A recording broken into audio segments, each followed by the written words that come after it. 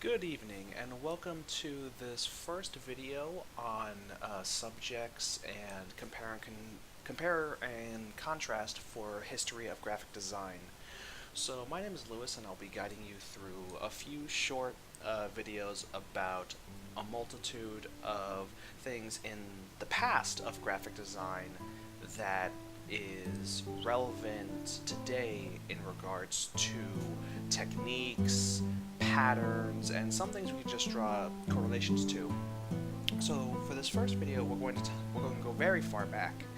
So imagine, if you will, you are a small peasant. This is taking place in the Middle East, in Mesopotamia, which, for those of you from a notable history class, know is really a first area where civilization really prospered. This is an area in between the Tigris and Euphrates River in modern-day Iran.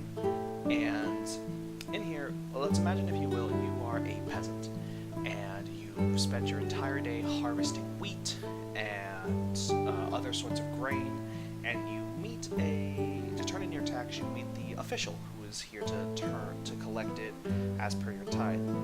And note that at this time we don't have paper. Paper hasn't been invented yet. That won't come around for a few more hundred years by the Chinese far in the east. And there aren't a lot of things that people can really write on. So what do the officials, the people of Mesopotamia, use in order to transcribe and record things? Well, they don't have a lot of paper. They don't have a lot of parchment, because you need sheepskin and animal skin to do that.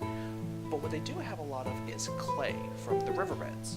So you see this official reach and pull out this small clay sort of tablet, about maybe the size of his hand, if a little bit smaller or larger.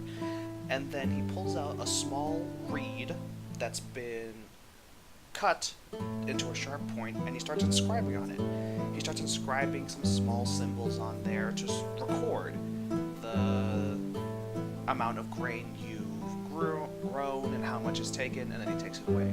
So this is very much the first written and record we have of people recording writing. So what does this relate to? Well, in many similar ways, it's very reminiscent of the Wacom drawing tablets that many graphic designers use today with their studies. So let's go into a little bit more backstory. So between the Tigris and the Euphrates River, there's this very fertile land that, which we know as of today is Mesopotamia, and the people who lived here were the Sumerians. They had a very large agricultural settlement and lifestyle due to how fertile this land was. Another thing that they had a lot of was clay and reeds. So the first thing that people thought of was to write down into the clay to transcribe, and the script that they made in the clay and on the walls and such is known today as cuneiform. The origin of cuneiform really just comes from simple drawings. For example, they just sketched out an image of what they used to represent barley. Now, that being said, just having a picture of barley wasn't enough. They needed to find a way to describe it. How do you transfer barley from one to another? How do you process it? It's a very, very useful crop, and the cornerstone of a good portion of their agriculture. So, because they needed to discover new ways to say that I transferred this much barley, and this much barley was produced this day, and this much barley was processed this way, they had to make new pictograms to represent it.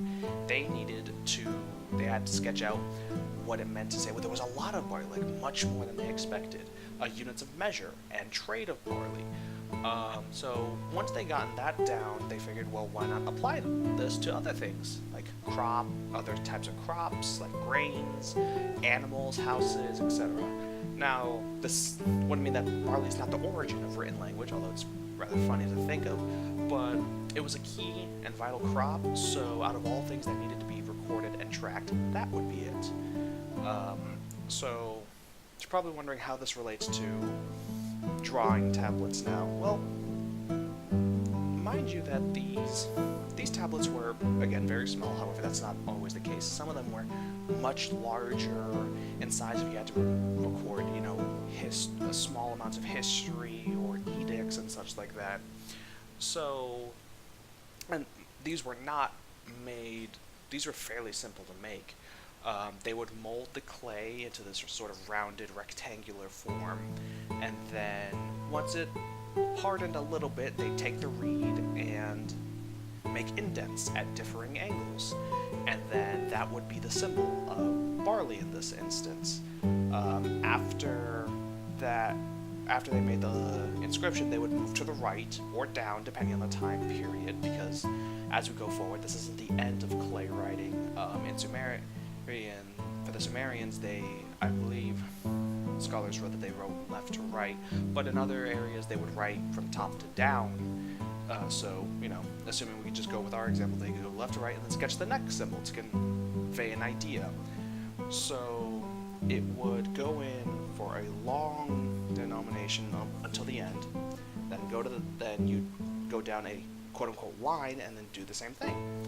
And funny enough, a lot of these clay tablets are found all over modern-day Iraq, and they are of very, very good quality. They've been preserved fairly well, so we get a good idea of what they're like. Now, for our design tablets, they're very rudimentary.